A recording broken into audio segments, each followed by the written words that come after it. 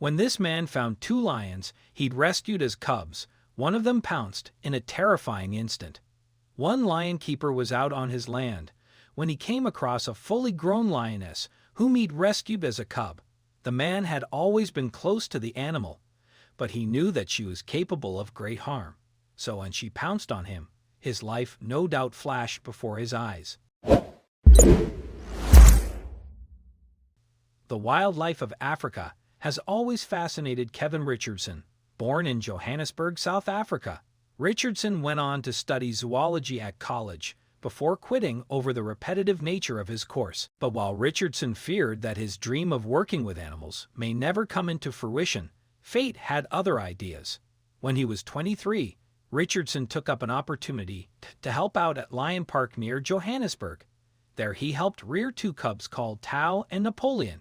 The experience turned into a part-time job, and Richardson soon became an expert in lion behavior. What's more, eventually he used his expertise to launch his own project, the Kingdom of the White Lion in nearby Broederstroom. In his new position, Richardson looks after 39 lions, and to manage the wild cats, he relies on his instinct rather than any rigid rules. In fact, to gain the animals' trust, he has slept, eaten, and even lived with them. Yet despite his proximity to dozens of lions, none of them have ever seriously injured Richardson.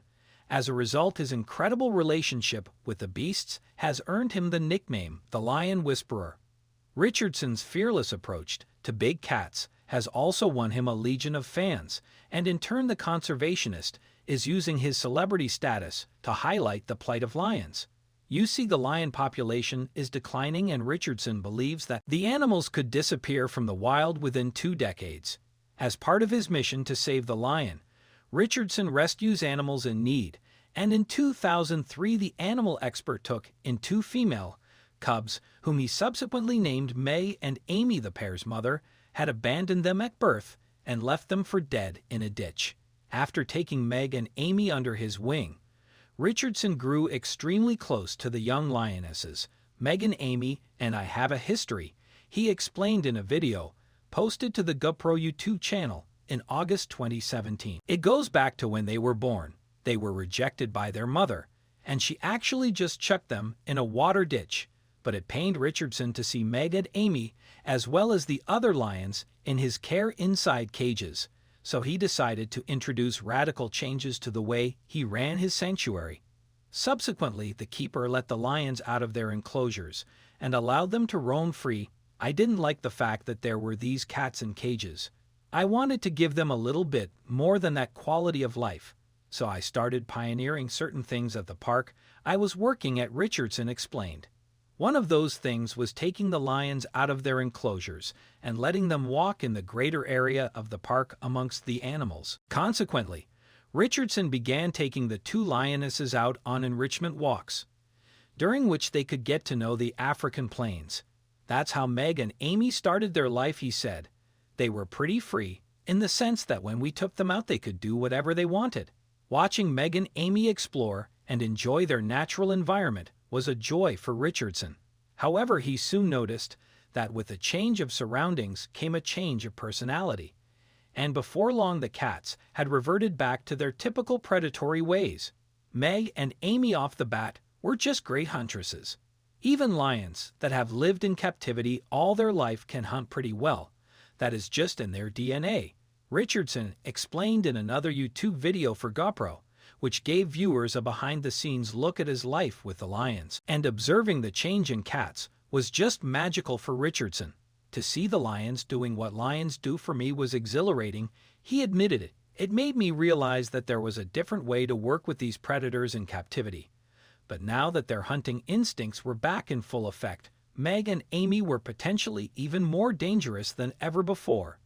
This meant that Richardson would have to have his wits about him whenever they were roaming free. Just because a lion had never maliciously attacked him in the past, it didn't mean that it couldn't happen in the future. Then one day Richardson was wading through the river in the park when he noticed a rustling sound coming from the waterside. It was Meg, and she was stalking him through the reeds. And as Richardson watched the humongous cat move towards him, he stopped in his tracks. But it appeared that the lioness had already decided on her next move. Slowly she made her way down the riverbank. Then, without warning, she leapt through the air, hurtling claws outstretched toward Richardson. At that moment the lion expert had no idea what Meg was about to do to him, and her reaction left the lion keeper shocked. You see, Meg landed with a splash in the water before wrapping her two gigantic paws around Richardson's shoulders for a cuddle.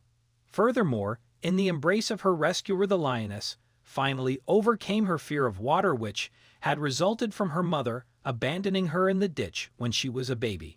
I thought, wow, that's amazing, this lioness trusts me enough to, come into the water, Richardson said later. Now Richardson and Meg regularly go swimming together. What I find quite interesting is Meg's love of the water, considering what happened to her as a baby, Richardson added. When I call Meg and she comes swimming, I see in her face, going, "What are you going to catch me?" It's an unspoken language. Really, she looks at me, and I look at her. That's trust. And seeing Meg and Amy grow in character is even more rewarding when Richardson considers what could have happened to them. I firmly believe that if I had never got Meg and Amy back, that they would have landed up in some shape or form in the canned lion hunting market, he said.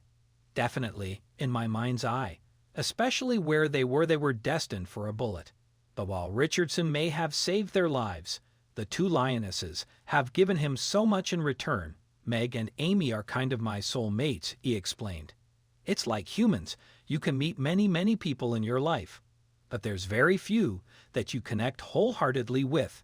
If you like the video, please give it a thumbs up and consider sharing it with your friends and family. Thanks again, and we'll see you in the next one.